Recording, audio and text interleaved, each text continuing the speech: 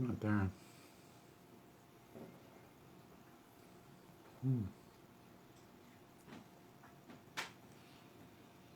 Hi, everybody. We're trying to find a man.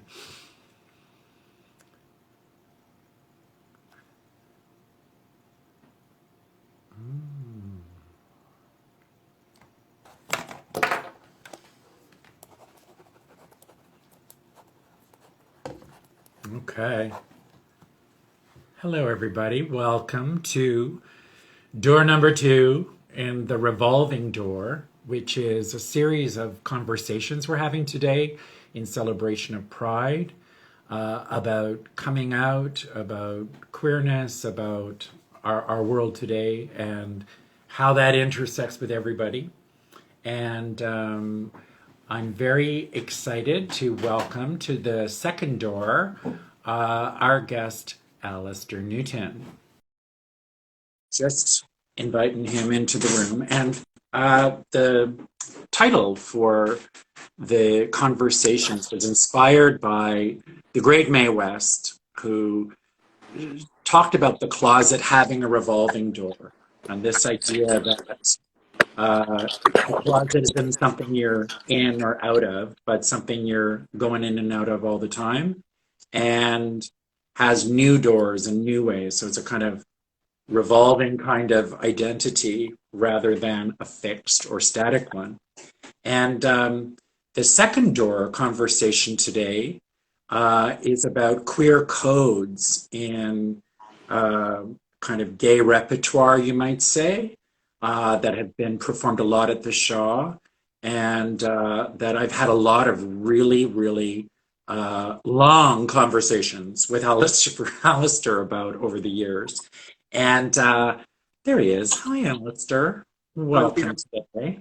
And for all our folks out there in Instagram land, the way it works is Alistair and I are going to have a conversation for about 35-40 minutes. And if you have a question or something you want to ask, feel free to put it into the chat, and we can have a kind of informal Q&A for about 10-15 minutes at the end. Or Alistair and I can keep talking. I swear to God. Yeah. One time, Alistair and I started talking about this subject. I don't know. I think it was like 8 o'clock at night, and at 4 in the morning, we decided to pack it in. So we'll try to share a bit of that enthusiasm. And for those of you who don't know, Alistair is a director of theater and opera, as well as an educator, a dramaturg, and a Dora-nominated playwright about a very unqueer subject. His selected directorial credits include productions with Canadian Stage, Buddies in Bad Times, the Philadelphia International Festival of the Arts, and Alistair is also an alumni of the Canadian Opera Company's Ensemble Studio program and the Shaw's Neil Monroe Intern Directors Project. And for Shaw folks, Alistair did 2 seasons here, as well as directing the first Samuel Beckett play at the Shaw in 2015. Is that right, Alistair? I think it was 2014, but maybe I'm 2014. The time flies. Alistair has worked with George Brown Theatre School, Randolph Academy, Dalhousie University, and recently collaborated with Mary Kerr on an article for the current issue of Theatre Research in Canada. Alistair is a member of the Director's Lab of Lincoln Center Theatre and holds a BFA from the University of Victoria and an MFA with York University and Canadian Stage's joint program in stage direction. And upcoming next month, Alistair will be returning to George Brown to direct his own adaptation of the Jacobean tragedy, The Witch of Edmonton. So, welcome, Alistair. Hello, thanks for having me. I'm really excited about this. Right on. So, Alistair and I started talking about Oscar Wilde and Oscar Wilde's queerness and the codes that exist within those plays.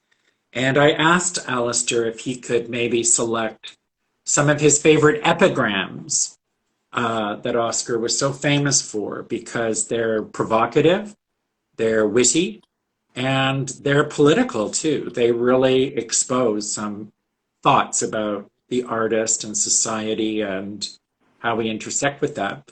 So what I did is I sort of almost at random took the epigrams that Alistair offered and paired them with a question. So they had their kind of own dialogue, if you will, of Oscar Wilde and Alistair Newton, which would be a really fun evening of drinks or coffee to have the two of you at a table. So that's what's going on in my mind as I'm having this little dialogue with y'all. So what I'm going to do is I thought we could just sort of go through them. And Alistair, you're free to respond to the epigram or the question that got paired along with it. Okay, so Great. I wanted to open with your offer from Oscar of this. Oscar Wilde, it is absurd to divide people into good and bad. People are either charming or tedious. Alistair, do you have a story of coming out you would like to share? I do, and I love that having that paired up because I feel like before I came out, I was very tedious because there was sort of nowhere for my anger and my kind of righteousness to go. So I felt sort of thwarted before I came out. Uh-huh. And I came out quite late. Like, I didn't come out until I was 22. You know, I grew up in a small town in British Columbia. I was born in an even smaller town in British Columbia. And, you know, I didn't come out until I sort of came halfway out when I first arrived in Toronto in the winter of 2005. But it wasn't until I went to Ottawa to work with you when you were just taking over English theatre at the National Arts Centre. And you invited me to participate in the ARC, which were these fantastic, you know, sort of master classes that informed whatever the rep was going to be for the next season. I participated in the first one. And I decided, you know, that was going to be my big move. I was going somewhere I'd never been before. I was away from home. And even away from Toronto was a totally new thing. So I thought I would sort of try on being out in that experience. Yeah. So it was really there. And I feel like I kind of, I don't know, I represented myself in this sort of persona way that I was very out and, you know, that was my thing. But it was very new for me in that moment. And the interesting other weird detail is during that process on the ARC, you mentioned E.M. Forster's Morris, which for, you know, anyone who's watching that isn't familiar with that novel, Forster's most famous for, you know, A Passage to India and Howard's End, but he writes this incredible book, Morris, which he forbid to be published in his lifetime because it was so scandalous. You know, it involves a gay love story with a happy ending, which is why it was so transgressive. And in that book, which I, you know, dutifully went out and bought when you mentioned it, is my favorite description of the coming out process. And it goes, section after section, the armies of humanity were coming alive. And it really felt like that. Wow. Yeah. It's so interesting. Like, there's the revolving door. I didn't know that. I know so much about you, and we've shared so much, but I didn't know that's part of what you were experiencing during that time when we first met. So you're sort of coming out again to me through recollecting that experience. Yeah. Okay. Number 2. Whenever people agree with me, I always feel I must be wrong. Do you remember the first queer character in films or plays that made an impact on you? That epigram is one of my favorites just because it speaks so directly to that sort of contrarian, you know, element of queerness, and queerness is sort of a sledgehammer to kind of, you know, smash convention. But I thought about this, you know, what were the first sort of like queer characters that I experienced? And I think a lot of people that are my age, I was born in 1983, so I'm the first year of that kind of millennial generation. A lot of our first experiences with queerness was in the queer-coded Disney villains. Disney has this whole, you know, very problematic, but also, to my mind, really fabulous history of queer coding the villains. You know, so Oh. back in the day, it was things like this sort of like lesbian coding on the evil queen in Snow White, or you know, Radigan, who's the villain in The Great Mouse Detective, their kind of Sherlock Holmes thing, and he's voiced by Vincent Price and is really camp and really effete. But in terms of named Radigan. Wow. yeah. And the whole story is that he's masquerading as a mouse, but he's actually a rat. So it's all coded. Totally. But in my childhood, it was that Disney Renaissance period, right, where you get The Little Mermaid and The Lion King and Beauty and the Beast, and all the very queer-coded villains. Oh, wow. Ursula the Sea Witch being based on Divine, the John Waters actress, drag queen. You know, Camp Uncle Scar in The Lion King. So all these sort of Jafar in Aladdin, these sort of fabulous queens, under the influence of Howard Ashman, who was the very queer, very out, very subversive lyricist of a lot of those films who died from AIDS. So that was my first exposure, was that, and also not only to queerness that I didn't understand, but I knew I kind of responded to, but also of coding and of queer coding. And then outside of that, like after that, it was you know, a high school friend, Melissa, who introduced me to John Waters. So I started with Ursula the Sea Witch and then moved to Divine, you know. And that kind of 90s renaissance. You went hardcore on the learning curve there, from Little Mermaid to Pink Flamingos. Yeah. You know, I measure my life in before I saw Pink Flamingos and after I saw Pink Flamingos. Sure. Wow. But there was that sort of renaissance in the 90s too, of like underground queer auteurs like Greg Araki, you know, people in that world. And then in university, it moved on to Pasolini and, you know, another grade up, Jean Cocteau, you know, in that kind of world. But in terms of the theater, I didn't see a queer character on stage until I got to Toronto and went to Buddies in Bad Times, and it was William Webster playing Jean Genet. Wow. That's interesting. Is that those codified characters that you speak of certainly exist in a theater repertoire. And it's interesting where we become conscious of the code and where we don't, and why those codes were initially created.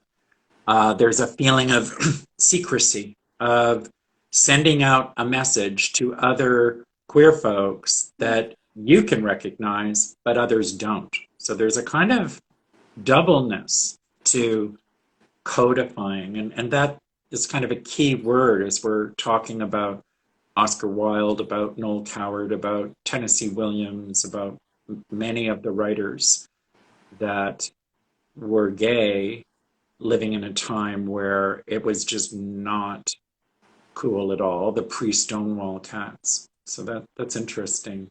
Look, I remember very distinctly talking with Melissa and going, Ursula looks a lot like Divine, and it was sort of a joke. Well, now it's all come out that it was a direct reference, and some of those codes are starting to crack a little bit. But we, even in our kind of proto-queerness, you know, in Campbell River, BC in the 90s, were able to interpret that even in that way without totally understanding it. Totally. Which is interesting too, what you recognize in something. It's like, I don't know if you know this, if you've ever read David Van Leer. No. He terms it queening, which is where a queer author will write queer characters within all the codes of a heterosexual relationship. So you can view the characters and their love affair as being a straight one, but what's codified into it is actually a queer experience.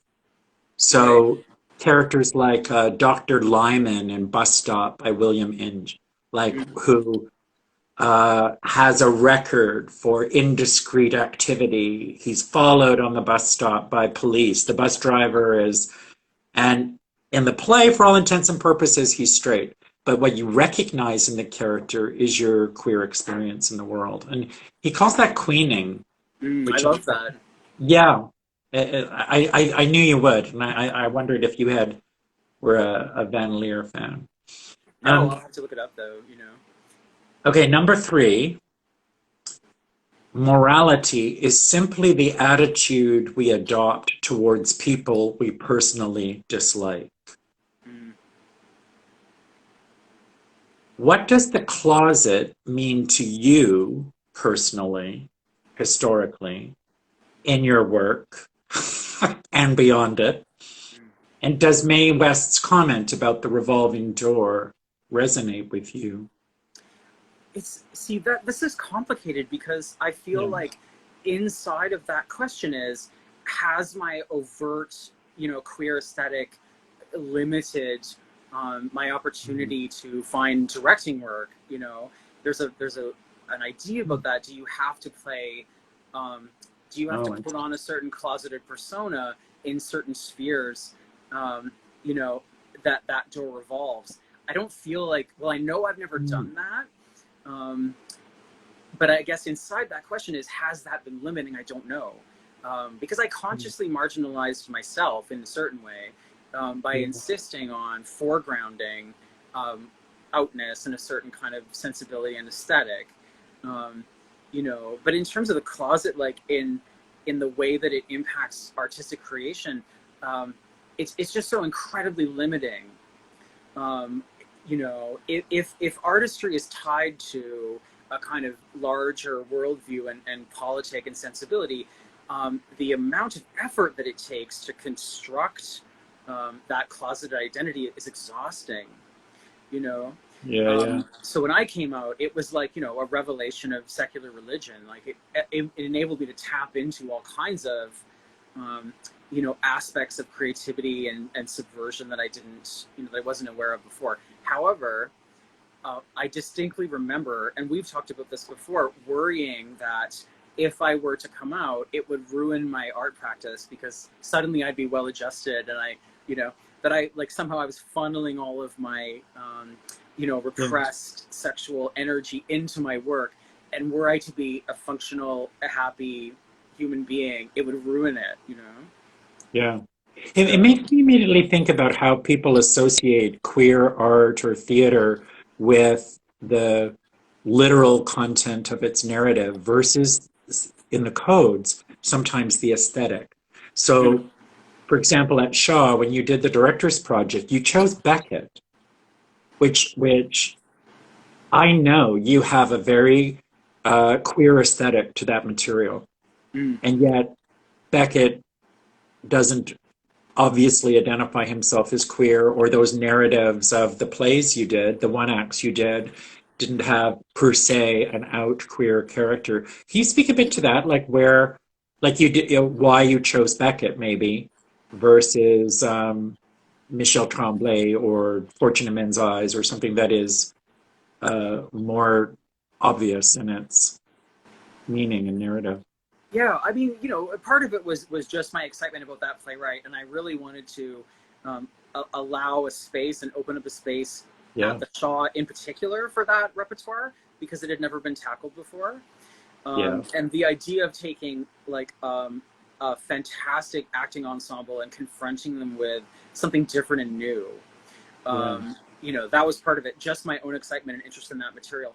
But in terms of the way I interpreted it, my way into Beckett was through vaudeville and music hall, mm, which was a huge influence on Beckett.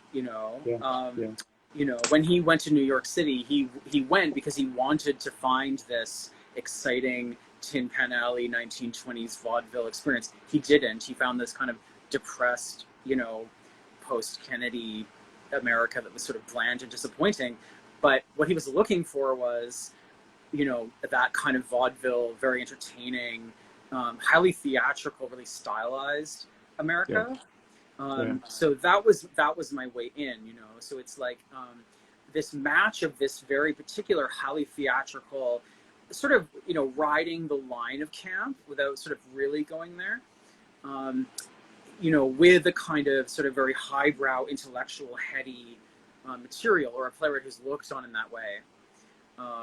So that was sort of part of it, and I thought it was sort of successful, like on that level. That it was a meeting of a kind of very high intellectual world with a very low, Mm. entertaining, very theatrical pop sensibility. and full of codes. Like Beckett is Yeah. full of codes to read, ambiguity and how people understand things. Because I asked that question not because I thought, oh, why is Alistair doing Beckett? Mm. But I thought the Beckett plays were both an expression of you and your queerness and your aesthetic interests at the same time. Well, I think too, like once those plays become in the public domain, and the Beckett estate loses their control over it, you will absolutely get, Gogo and Dee Dee in Godot Um, as a queer couple, an older man and a younger man, or Endgame. You will absolutely get that, uh-huh, Um, uh-huh. that is going to happen, and I'm excited because I'll get to be one of the people who hopefully lives long enough to be able to explore that. But you can, Endgame in particular, you can absolutely read Ham and Clove as that relationship. And, I'm not the first one to point it out. That play ends with the younger man seeing an even younger man outside and, Hmm. inviting him into the bomb shelter as though the cycle is going to continue. But there's a whole queer lens you can read into a lot of that work too. Totally, totally. Mm-hmm. All right, here's a big part of the sandwich here. Mm. To disagree with three-fourths of the British public is one of the first requisites of sanity. Okay. The plays of the Shaw Festival repertoire include LGBTQ2P plus perspectives from a wide range in and out of the closet, from both queer and straight authors, from cautionary heteronormative tales to subversive challenges to those norms. I think of characters who are out, which is rare in that repertoire, but also characters whose queerness is implied, the never married, the dandy, the friend, all the, what I call the Christopher Wrens from The Mousetrap, Mm. which I think is a play in which everyone's queer in that play. That play is all about heterosexual anxiety. To the aesthetes in Wilde, the dandies. Yet, while I think all of Wilde's plays and most of Noel Coward's have been produced at the Shaw, they have rarely exposed the gay codes within them. And I would say that's true of Williams, of Inge, Radigan, and others. Um, and then there's the repertoire of Michel Marc Bouchard, Tony Kushner, Brandon Jacob Jenkins, Amory MacDonald, the contemporary writers. I'm curious about what your thoughts are about how we present as queer folks in a classical repertoire and how we might rethink this today. Yeah, it is like a big central question about visibility and one about representation and interpretation. You know, Yeah. Michael Bronsky has this line where he says, a good ratio about the state of sort of tolerance of queer folks is how many queer identified people that are working in the theater at a given time against how much actual visible queer characters, narratives, or coded characters actually appear in the work. And that's one metric about where we are in terms of visibility and representation for queer people. And Yeah. because you've always got a lot of queer people working in the theater, but where does it appear on stage? I joke and it's a little bit glib, but I think when we know we've achieved like a real sense of queer visibility, and acceptance is a loaded word, but we'll use that. We'll know we've achieved it when somebody takes on Tennessee Williams, for example, and they ignore all the queer content in it. Which they're perfectly welcome to do. I'm not saying there's an orthodoxy of how to interpret a text. However, when somebody chooses to do that, we'll know we've achieved a level of visibility when that production gets talked about as a radical heterosexual reinterpretation of the material. Totally. Right, and I say that because and I'll just use Tennessee, but this applies to Wilde and Coward as well. Tennessee said all the time, "I'm the most autobiographical of playwrights." So Yeah. when he writes The Glass Menagerie, from that point of view, the sister is disabled, much like his own sister. there's all these details that come right out of his life. And then you get, you know, the types of things that are said, especially by Tom, and like related to the gentleman caller. The queer subtext is really palpable in that material. And I'm not inventing that, right? But if I were to stage the show, like, you know, at a regional, and I pushed that forward a little bit, it would be talked about as a kind of radical, queer, revisionist take on the play. Whereas to me, that's just what the play means, you know? That is just what the text means. So it's hard. Like, it sounds smug, but it's like I feel like I'm a prisoner of my own knowledge about the period and the codes and the story and the biography of those playwrights, you know? Noel Coward introducing the word gay into his plays, you know, in the 30s when it was just starting to mean homosexual, but it hadn't crossed over. It was still an underground code used by queer people. So, you know, he would have characters just drop the word gay all the time. How was the party last night? Gay. Oh, deliriously gay. You know, a gay party, right? And you get all that kind of stuff. And then you'd have, like, you know, folks like my mother who would say, "Oh, they just mean happy and bright. You're reading into it." Yeah, and that's the accusation that you always get, right? Oh, you're reading queerness into everything.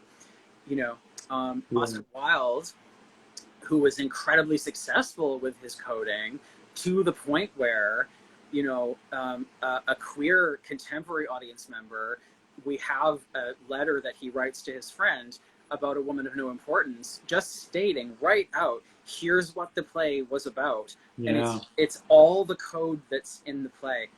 And that play could be a big hit on the West End, right? Because it was so artfully constructed. Now, if you put it on now, is it important to have somebody with a queer sensibility interpret that material? I mean, I say yes, because that's the way I read the plays. I don't think I'm turning the material to my own, you know, preconceived ideas. I'm just digging into the history of that work and that period and those codes and interpreting it. You know, Oscar Wilde and his followers wearing a green carnation in their lapel to the opening of Lady Windermere's Fan in order to tell each other, you know, whose team they were playing on. So then if you put that carnation in a play, which I did when I directed Dorian Gray, it was to tell people who were plugged into it, there's queerness here. But I didn't invent that, right? Oscar Wilde and his followers did. Which is definitely part of the social dynamic of being authentic or following the dictates of society that lives in those plays. It's so interesting. You know, so as I say, I'm not prescribing that every single, you know, production of, you know, Present Laughter has to be incredibly queer. But if you're going to do design for living, you know, you better at least think about polyamory and queerness, because that is what the play is about. I love, too, how those plays invite us to consider how queer people lived pre-Stonewall so much, where there was no dialogue, social acceptable dialogue. I mean, in Canada, homosexuality was still in the Criminal Act until 1969. And what it meant, like, when I talk to young folks, they're often very surprised to learn what the case with Oscar Wilde was about and what he actually was charged with and what his position was. Right. Well, because we get the received idea of Oscar the queer martyr who got on the stand and defended queer love, you know, and he really didn't. You know, he defends a poem that Alfred Douglas writes when he's asked about what is the meaning of the love that dare not speak its name, and it's quite a beautiful defense of it. But he didn't get on the stand and go, "Yes, I practice, you know, same-sex love. I am a sodomite." In fact, he went out of his way to talk around it, you know. Didn't he? Like, he charged the Marquess of Queensberry with slander. Yes, yeah, because he, you know, left a card at his club that said, "To Mr. Oscar Wilde, posing as a sodomite," only he misspells it and writes sodomite. But Yeah. this even tells you that there's coding there, even from Queensbury. He couldn't say to Oscar Wilde a sodomite. He had to say posing as a. So putting on the airs of it, right? Yeah. This is another thing where everybody always says, how did Oscar Wilde get away with being so flagrant? And we read 3 lines and go, he's a queer. Yeah. Alan Sinfield's whole thing is that the reason Wilde got away with being so to our eyes gay is because he invented all those codes about what a gay man was. His Totally. celebrity and those 3 trials established a visible idea about what a gay man could be and could look like. So he invented a visuality and a visibility that ended up being his own downfall. Because 20 years before Wilde goes down, you get the previous trial of the century, the trial of Bolton and Park, who were 2 Victorian drag queens, Fanny and Stella, who were arrested at the Strand Theatre for being in drag. They go to trial, huge tabloid sensation, Fleet Street papers. In his ruling, this is in 1871, in his ruling, the judge says, they get off, they're exonerated. The judge says, they were just having fun. They were just actors. It was just a bit of fun. We don't have that problem in England. That's a French problem. There's no such thing as sodomy and sodomites in this context. Yeah. 20 years later, Wilde is so internationally famous that the jury and the judge can point, and the prosecutors can point at Wilde and go, that's what a queer person is. So, whereas before that, he could live with this code, have a wife and 2 kids, and a beautiful home, and then be subversive on the down low, but not once he'd invented this idea of a queer person. So he created the situation for himself to be incarcerated. Like, I think that's really true of Wilde, and certainly Coward and the playwrights in the 20s and 30s, where there's a separation between the act, like having sex, and being the sex. Yeah. So you get in 1920s theater a lot about fairies and pansies, who are folks that identify with their sexual act, as to the millions of lives of people who have homosexual sex but don't identify in that way. Right. Well, and that whole move from something, an action you could take, to an identity you could hold, is invented in the end of the 19th century. That's the whole history of sexology. Mostly coming out of Germany. I remember Stephen Fry saying it's the move from a verb to a noun. Sodomy as a practice to homosexuality as an identity. And interestingly enough, Magnus Hirschfeld, who was the great founder of the first gay rights group in the 1890s in Berlin, and one of the first targets of Nazi violence. One of the first pamphlets that he produced was called "The Case Wilde." He was like directly impacted and influenced, and still trying to take that on, that legacy of Oscar Wilde. Gosh, do you think like those writers, in some cases, are so successful at codifying that the code is completely invisible to people who are not queer? I think it is in a lot of ways, and the only play you have to talk about there is the importance of being earnest, right? Like, I grew up thinking I hated Oscar Wilde because all the productions I'd seen were all productions of the importance of being earnest, that were completely ignored any of that kind of subtext or coding that's in there. So it is so successful that it's put on as like a, toe tapping good family evening for the whole family, right? Whereas, and do you think today that play would be programmed with the same commercial expectation?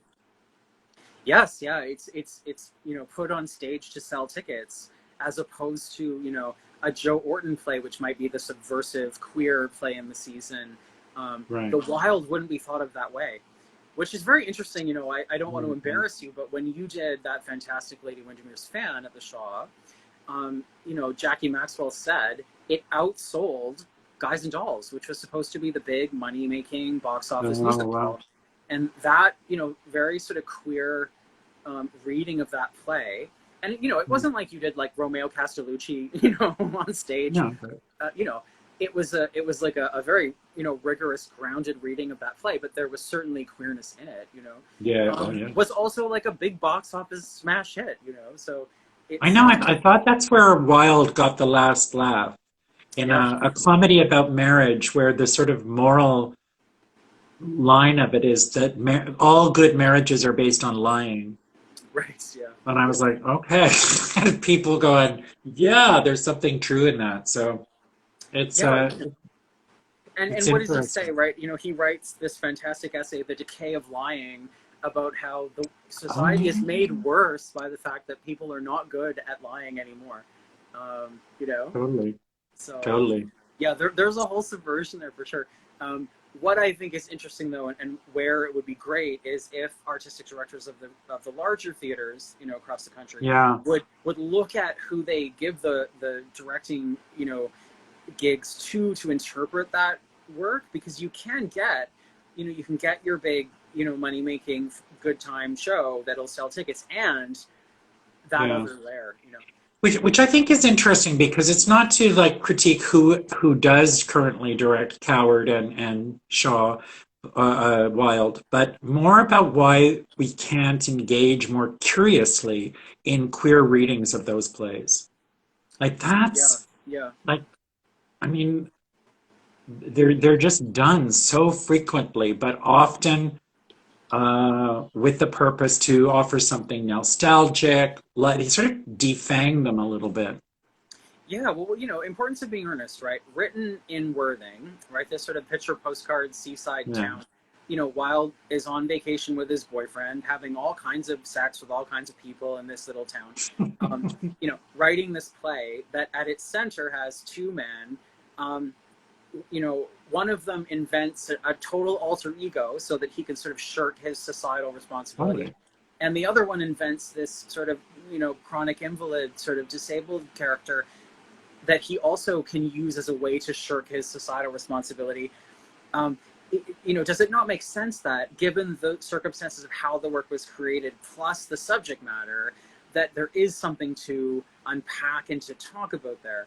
Mm. Again, this is the same thing. I'm not saying every single production of Yeah, Ernest yeah. has to put that forward, but I don't think I'm doing a crazy interpretive, Right. queering of the text when I read it and go, there's more here than is available to Yeah. kind of standard reading. Did you know, like I was doing a little homework here, and one of the first plays the Shaw did that moved out of the repertoire of Shaw was a historical piece called "The Importance of Being Oscar" Right, I do know a little bit about this. Yeah, yeah. in 64 or 65, like a long time ago, before they had done an Oscar Wilde play. Mm. So that fascination, that curiosity, and who Wilde was and who he presented himself to be is a really interesting part of that revolving door to me.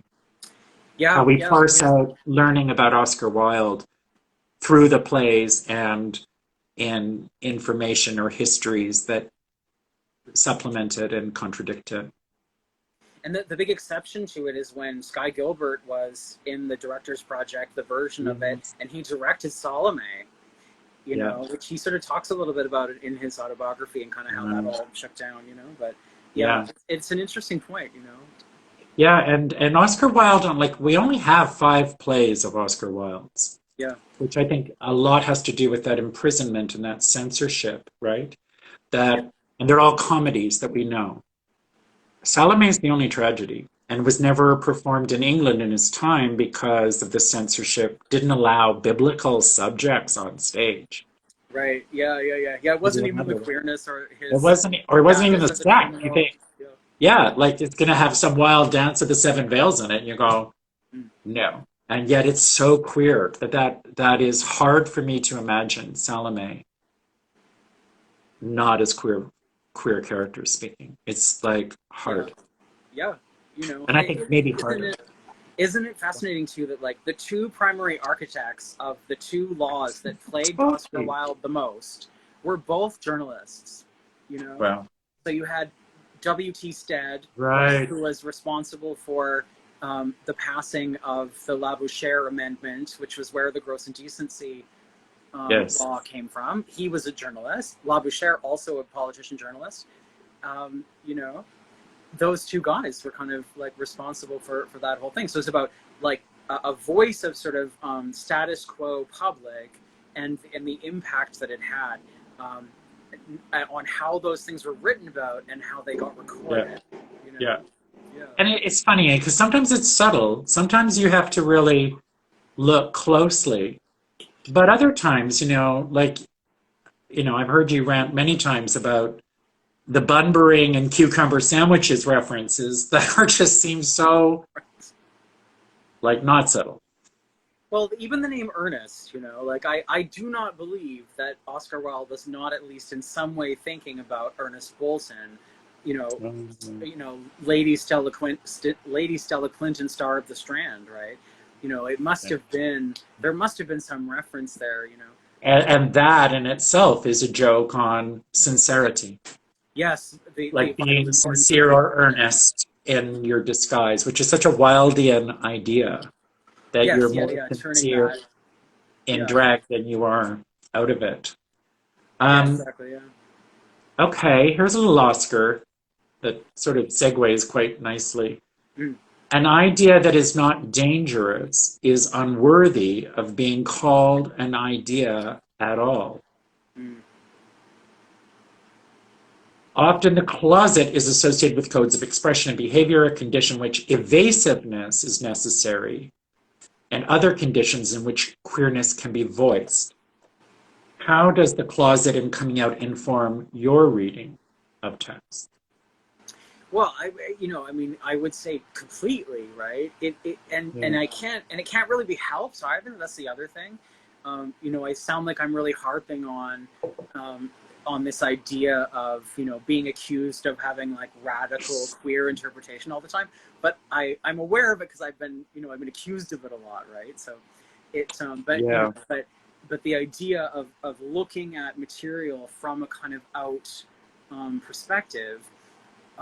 You know, I can't help it. It's just the way in which I interpret and read that material. You know, the other side of it was like reading a piece where you know it's been written by a person stifled by the law or whatever it might be. That also impacts how you I think should read a text. You know, so Yeah. if you know that Noel Coward is writing in a moment where you know, the Theatre Regulation Act is still in place, which it means the Mm. Lord Chamberlain is censoring all the plays, Mm. you know, and reading them all, then you know that he's going to be playing games with what he can get away with.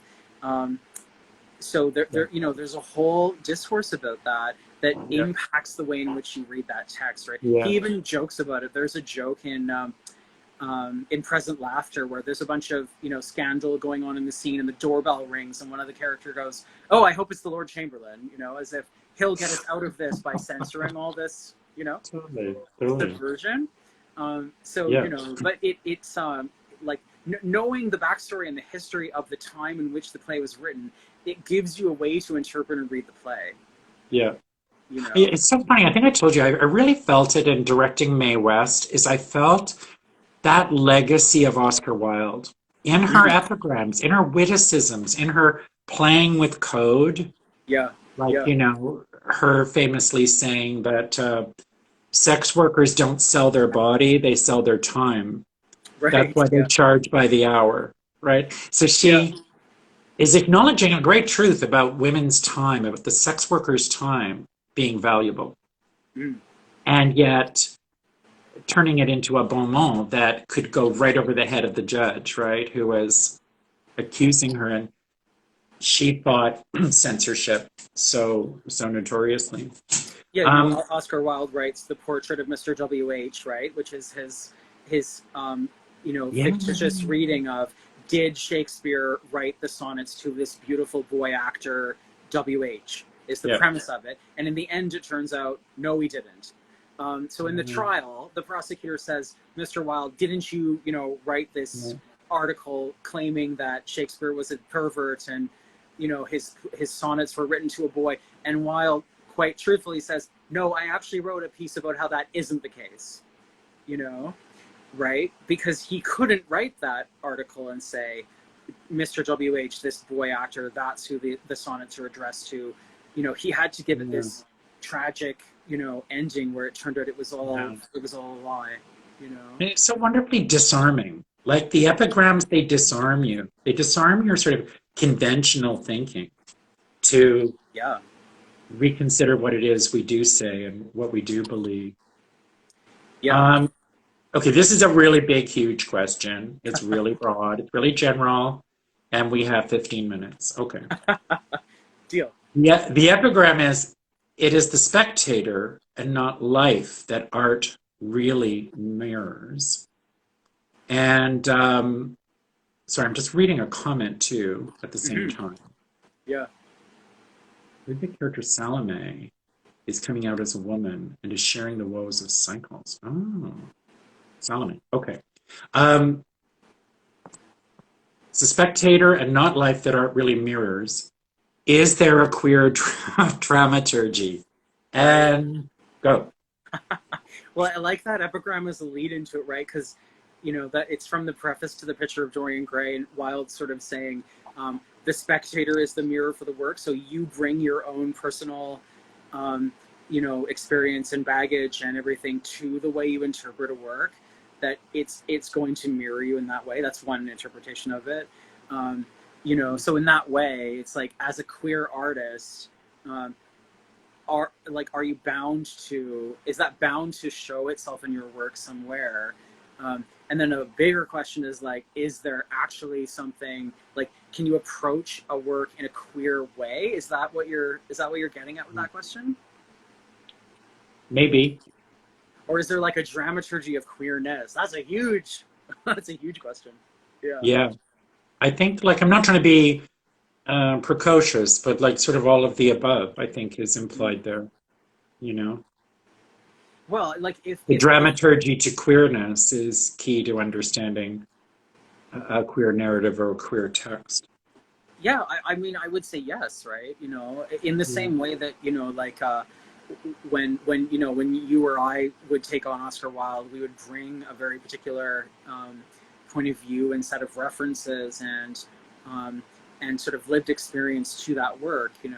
I just served on a jury for a grant a couple of weeks ago, and one of the really fascinating things about being on that was having my lack of and my blind spots in terms of like other sort of cultural experiences filled in by some of the other jurors, like that were really revealing my ignorance about a lot of things.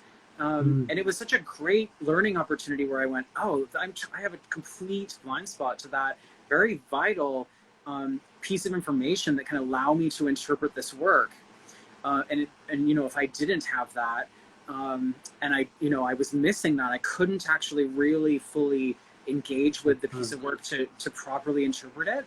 So, and in the same way, like if queerness is going to be considered in a kind of in the same vein as a marginalized position that has an impact on the way things are interpreted, then the answer to that question has to be yes, right? There is a queer dramaturgy because there's queer artists and they put queerness into the work, and it needs to be dug out and interpreted.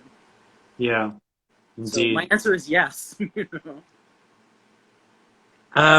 It was Steph Penny for Small Change, who had an observation really that was being shared about Salome's codes and authenticity of a woman's experience too. Even though from Oscar Wilde, that the cycles the play refers to, she's talking about a period like that Wilde was able to cut through a lot of, I presume, social constrictions about what a acceptable societal woman was.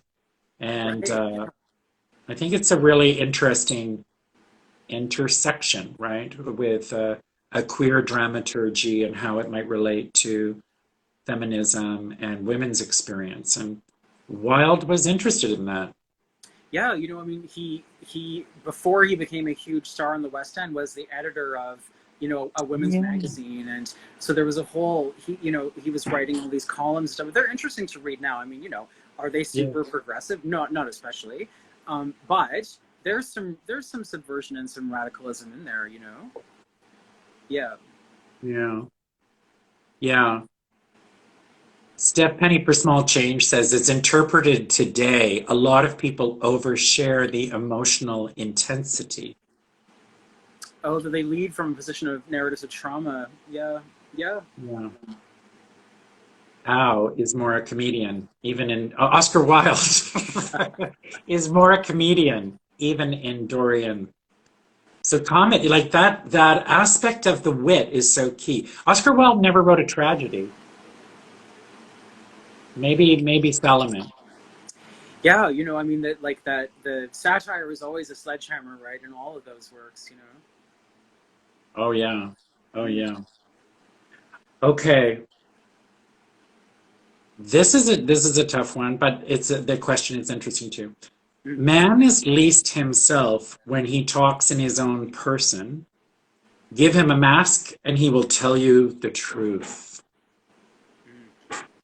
And what goes with that is, can you talk a little about Neil Bartlett and how his work has influenced your reading of these plays?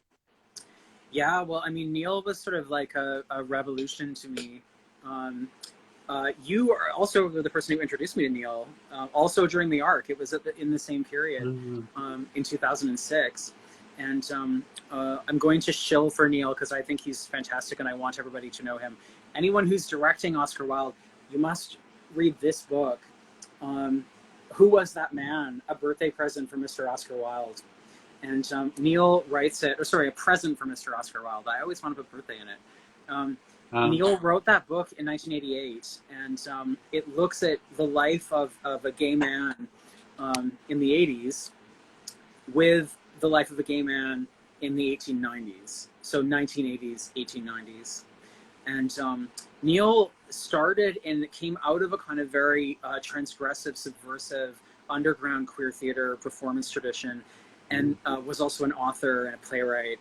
And then made a one-person show about the life of Simeon Solomon, who was an artist contemporary to Wilde. Wilde owned some of his work, and Solomon was also arrested under the same law as Wilde.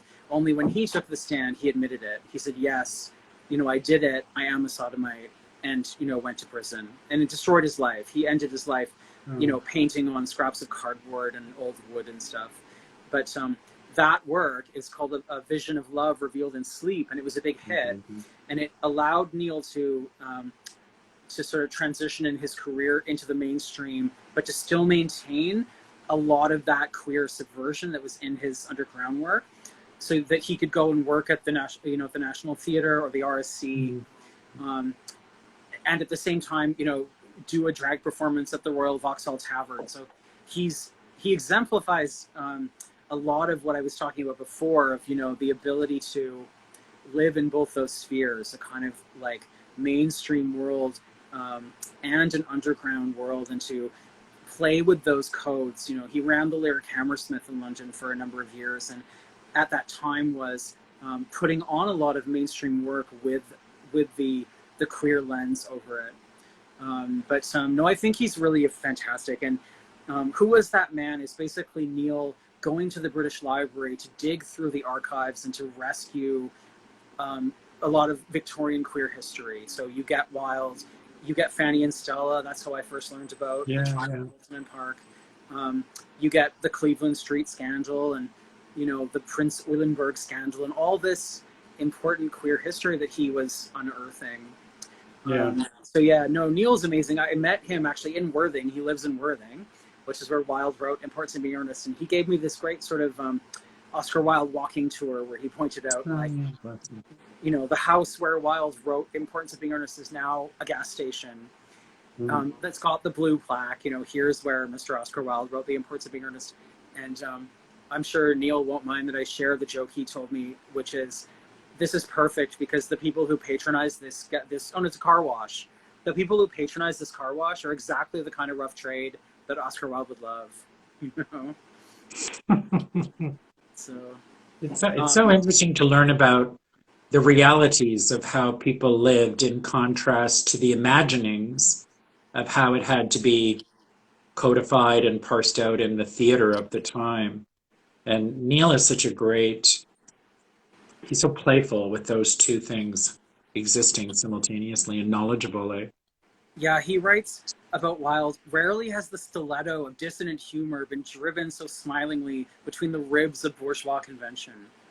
You know, he talks about Dorian Gray as a work of aesthetic war. Like, it's fantastic. Like, he's really into the radical nature of Wilde and the transgression inside that material. And you know, yeah, my interpretation of that work is totally influenced by reading Neil. Totally. Yeah.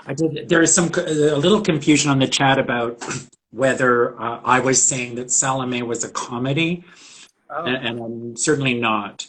What I was speaking to was the four big plays we know of: Lady Windermere's Fan, Ideal Husband, Woman of No Importance, and Ernest are all comedies. Mm-hmm. And Salome is the only play that moves out of that, I think, into tragedy, romance, and was never performed in England.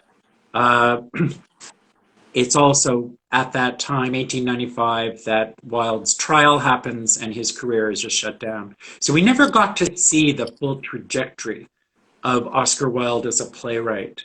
Mm. And Salome promises such another kind of dramaturgy. It's very different. Yeah, you know, I mean, Neil adapts Dorian Gray, which, you know, started as a serialized piece in Lippincott's magazine and then was published as a novel. Neil adapts it into a play. So you get a little bit of a sense of what a Wildean tragedy might be like. But you're right. It's like, you know, we were denied so much incredible material, right? Because, you know, Wilde dies in 1900, could have lived well into the early part of the 20th century. You know, he could have been around. He could have been a contemporary in the early years of Noel Coward. Yeah. You know, because Coward rises to fame with The Vortex, and it was 1924. You know, so there's such great comments going on in the chat, and thank you so much. It's really worthy of conversations unto themselves too. Mm-hmm. Appreciate it. Okay. To deny one's own experiences is to put a lie into the lips of one's own life. It is no less than a denial of the soul. Mm. Do you have a favorite queer play or one you would like to direct? There's another really great lead-in, right, from De Profundas. You know, there's so many. I mean, all of Wilde's, you know, most of Tennessee Williams. I especially love the failed Tennessee Williams plays, you know, like The Milk Train Doesn't Stop Here Anymore, which is sort of about the Marchesa Casati, and you know, I like the camp failure ones too, but the big ones also. I have a version that I've created, a 90-minute adaptation of Christopher Marlowe's Edward II, which I love. It had to be canceled because of the COVID-19 pandemic, but I'd like to do that. Neil's got a fantastic two actor but one character show about Lady Stella Clinton that I mentioned, just called Stella, which is really beautiful. And and I want to direct The Inheritance, you know, which is this fantastic big sprawling you know, piece that it really looks at. I mean, it's sort of about my generation. Like, it looks at the generation. Who's the author? Who's it by? Oh, I always forget the Matthew Lopez.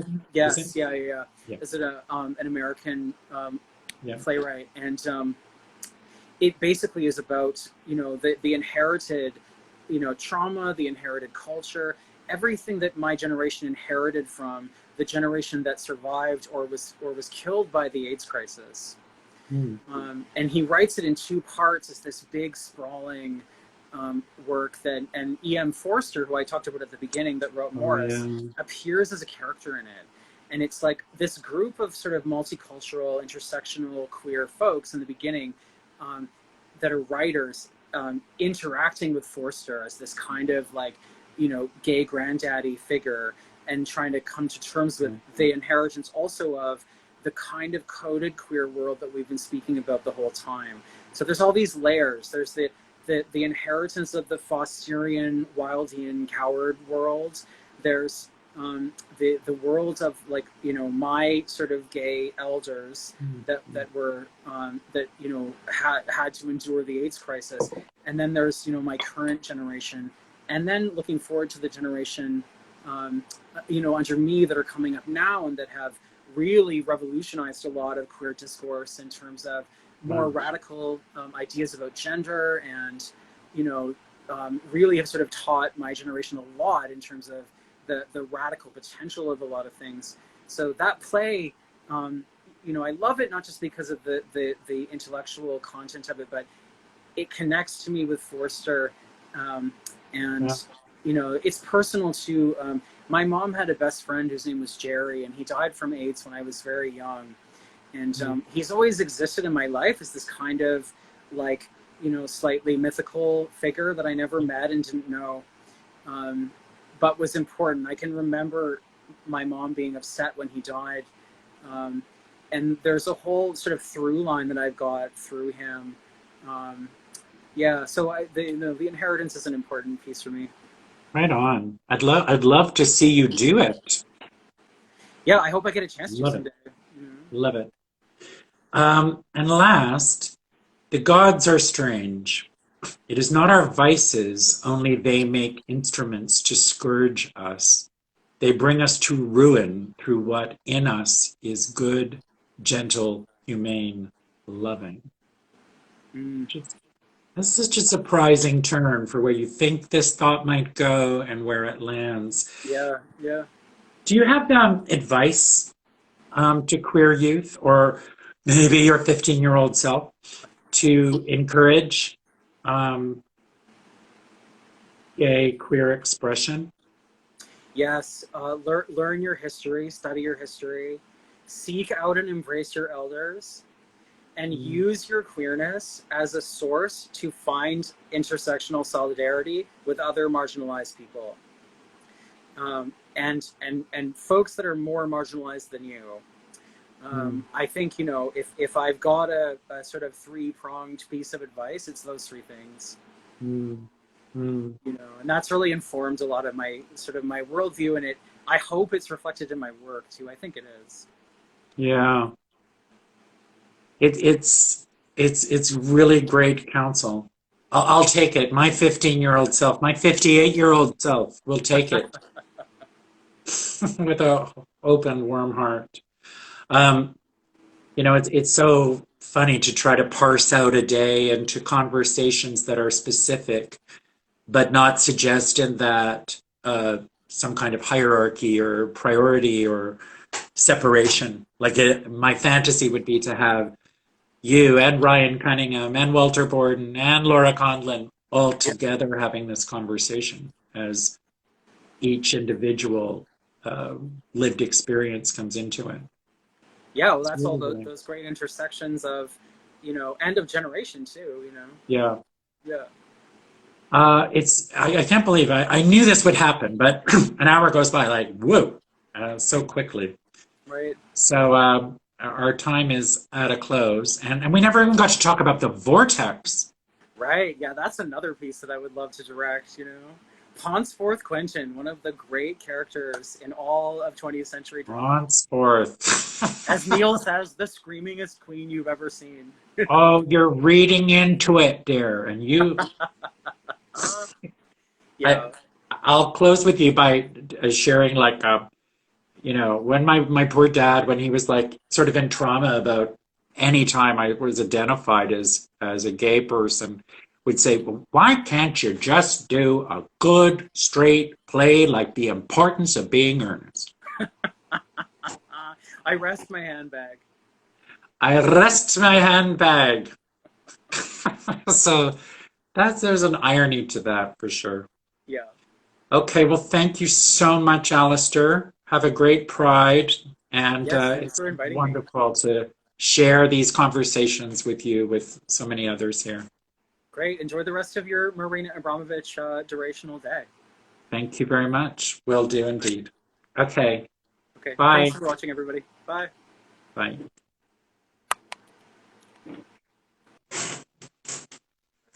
Go live in the room. Press the X. End video, yes.